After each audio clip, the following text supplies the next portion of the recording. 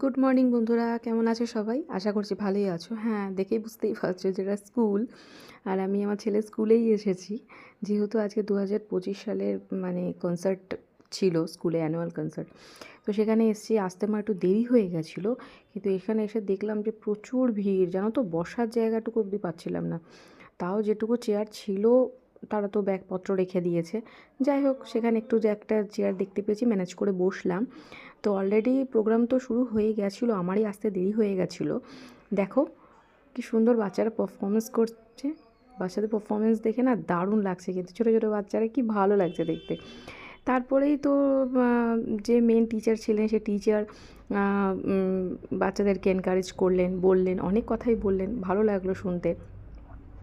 তারপরে ওনাদের যে স্পেশাল যে সংটা, সেটা ওনারা সবাই মিলে দাঁড়িয়ে, এমনকি আমরাও সবাই একসাথে দাঁড়িয়ে সেটাকে সেলিব্রেট করলাম। কেমন লাগলো তোমাদের বলো।